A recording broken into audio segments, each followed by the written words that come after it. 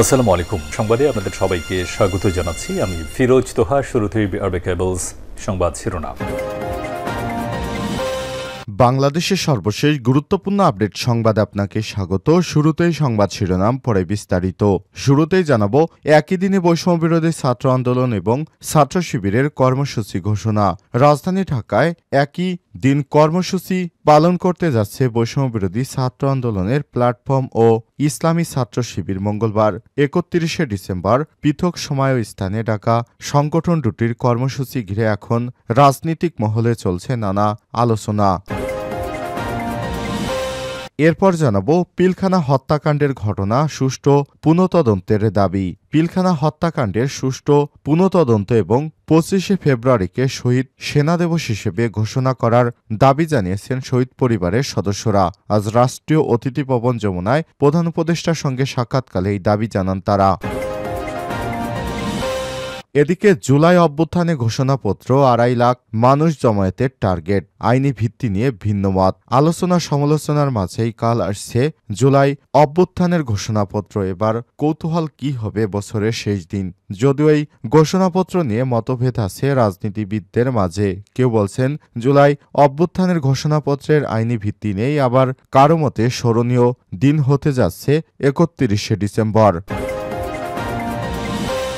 এবারে জানাবো, হাসিনার গ্রাফিতিতে ছাত্র জনতার জুতা ও ঝাড়ু নিক্ষেপ। ঢাকা বিশ্ববিদ্যালয়ের ঢাবি রাজু ভাস্কর্যর সংলগ্ন মেট্রো রেলের পিলারে শেখ হাসিনার গ্রাফিতিতে জুতা ও ঝাড়ু নিক্ষেপ করেছে ঢাবির ক্রিয়াশীল বিভিন্ন সংগঠনের নেতাকর্মী সহ বিভিন্ন বিশ্ববিদ্যালয়ের শিক্ষার্থীরা। এতে যোগ দেয় বিভিন্ন শ্রেণী পেশার মানুষ। এদিকে সচিবালয়ে আগুন, তদন্ত প্রতিবেদন জমা দেওয়া হবে মঙ্গলবার।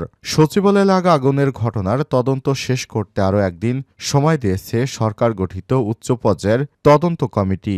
আগামীকাল মঙ্গলবার প্রাথমিক তদন্ত প্রতিবেদন জমা দেওয়া হবে।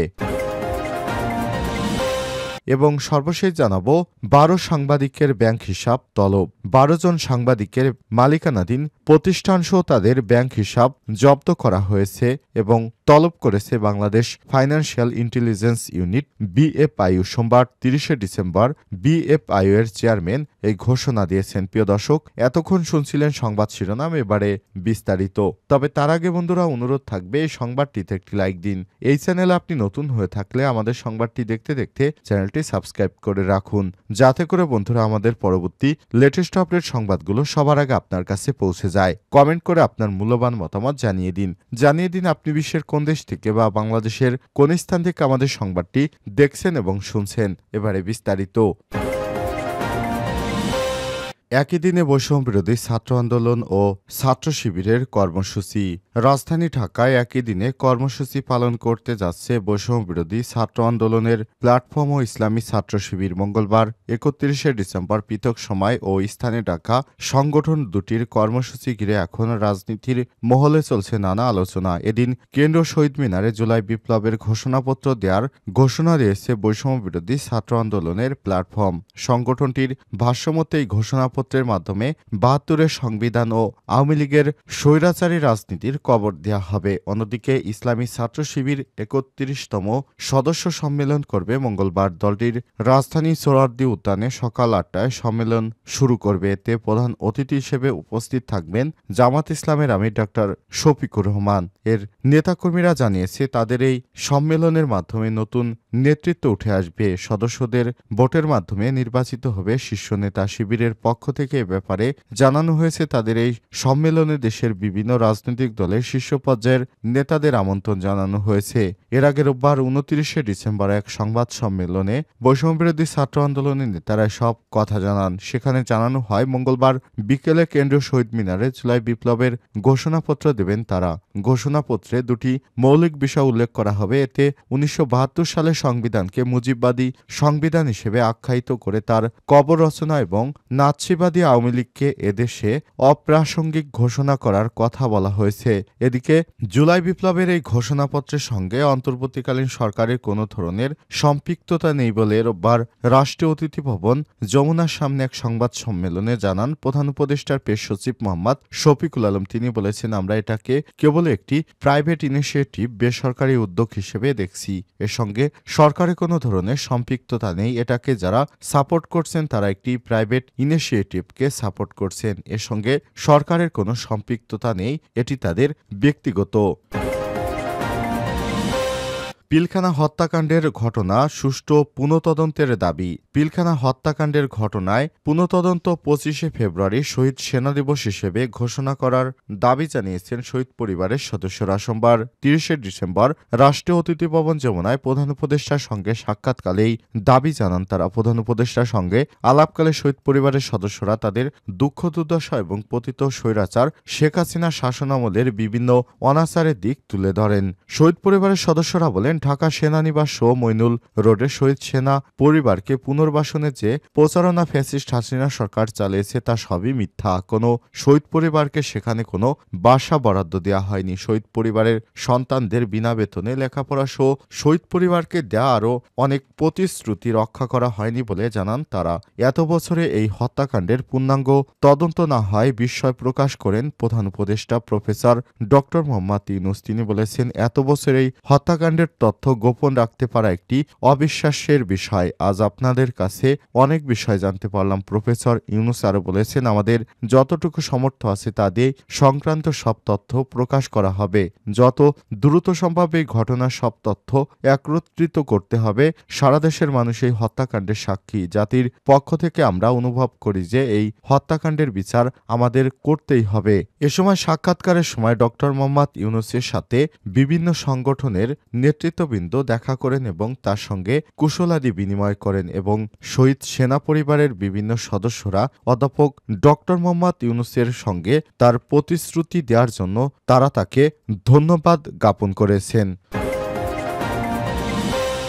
জুলাই অভ্যুত্থানের ঘোষণাপত্র 2.5 লাখ মানুষ জমায়েতের টার্গেট, আইনি ভিত্তি নিয়ে ভিন্নমত। আলোচনা সমালোচনার মাঝেই কাল আসছে জুলাই অভ্যুত্থানের ঘোষণাপত্র। সবার কৌতূহল কি হবে বছরের শেষ দিন। যদিও এই ঘোষণাপত্র নিয়ে মতভেদ আছে আইনজীবীদের মাঝে। কেউ বলছেন জুলাই অভ্যুত্থানের ঘোষণাপত্রের আইনি ভিত্তি নেই, আবার কারো মতে স্মরণীয় দিন হতে যাচ্ছে 31শে ডিসেম্বর। 5ই আগস্ট শেখ হাসিনা ক্ষমতাচ্যুতির পর সংবিধানের 106 অনুচ্ছেদের আলোকে সুপ্রিম কোর্টের মতামত নিয়ে ডক্টর মোহাম্মদ ইউনূসের নেতৃত্বে গঠিত হয় অন্তর্বর্তীকালীন সরকার। এরপর থেকে এই সরকারের কাঠামো নিয়ে নানা রকম আলোচনা ও মতামত দিচ্ছেন অনেকেই। তবে অনেকটা আচমকা বৈষম্য বিরোধী ছাত্র আন্দোলন জানায় জুলাই গণ অভ্যুত্থানের ঘোষণাপত্রের কথা। ঘোষণাপত্রের খসড়ায় নতুন রাজনৈতিক বন্দোবস্তের দাবি করা হয়েছে। একই সাথে হাসিনা সরকারের সংসদের বিলুপ্তি, সে সময়ে নিযুক্ত কর্মকর্তা কর্মচারীদের রাষ্ট্রীয় অতিথি দায়িত্ব থেকে বিরত রাখা সহ সব প্রতিষ্ঠানের সংস্কারের কথা বলা হয়েছে। সমন্বয়করা বলছেন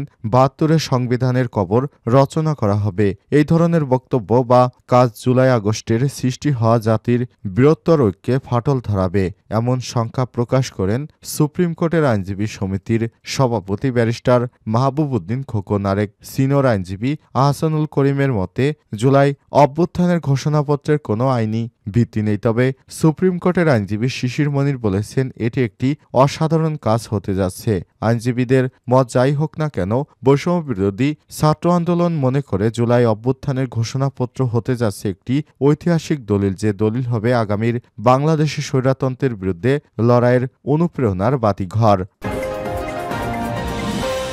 হাসিনার গ্রাফিতিতে ছাত্র জনতার জুতা ও ঝাড়ু নিক্ষেপ। ঢাকা বিশ্ববিদ্যালয় ঢাবির রাজু ভাস্কর্য সংলগ্ন মেট্রো রেলের পিলারে শেখ হাসিনার গ্রাফিতিতে জুতা ও ঝাড়ু নিক্ষেপ করেছে ঢাকা বিশ্ববিদ্যালয় ক্রীড়াশীল বিভিন্ন সংগঠনের নেতাকর্মী সহ বিভিন্ন বিশ্ববিদ্যালয়ের শিক্ষার্থীরা। এতে যোগ দেন বিভিন্ন শ্রেণী পেশার মানুষও। সোমবার দুপুর 1টায় পূর্ব ঘোষিত এই কর্মসূচিতে বিভিন্ন স্থান থেকে আগত ছাত্র জনতা শেখ হাসিনার গ্রাফিতিতে জুতা ও ঝাড়ু নিক্ষেপ শুরু করে বিকেলে এই প্রতিবেদন লেখা পর্যন্ত মানুষ স্বতঃস্ফূর্ত অংশগ্রহণ করে জুতা নিক্ষেপ করছে হাসিনার দুই গালে। সময় উপস্থিত ছাত্র জনতা খুনি হাসিনার দুই গালে জুতা মারো, তালে তালে ফাঁসি ফাঁসি ফাঁসি চাই, খুনি হাসিনার ফাঁসি চাই, দিল্লি না ঢাকা, ঢাকা ঢাকা ইত্যাদি প্রভৃতি স্লোগান দেন। এছাড়াও উপস্থিত ছাত্র জনতা শেখ হাসিনাকে দ্রুত দেশে এনে খুনিদের বিচার করার দাবি জানান। শেখ হাসিনার গ্রাফিতিতে জুলাইয়ে জুতা নিক্ষেপ করতে এসে বৈষম্য বিরোধী ছাত্র আন্দোলনের সহসমন্বয়ক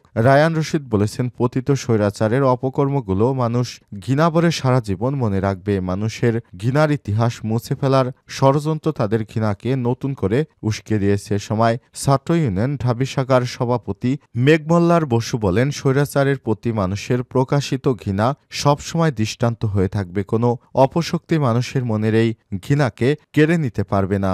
জুতা নিক্ষেপ করতে আসা রাজধানীর এক প্রাইভেট বিশ্ববিদ্যালয়ের শিক্ষার্থী মোশাররফ হোসেন বলেছেন, আমরা ফ্যাসিবাদকে কখনোই ভুলব না। শেখ হাসিনা ফ্যাসিবাদী শাসনকে ভুলে গেলে আমরা আরও শোষিত হব। ফ্যাসিবাদের প্রতি আমাদের এই ঘৃণার ইতিহাসকে আগামী দিনেও সকল ফ্যাসিবাদী চরিত্রের শাসনের জন্য শিক্ষা হিসেবে বহাল রাখতে হবে।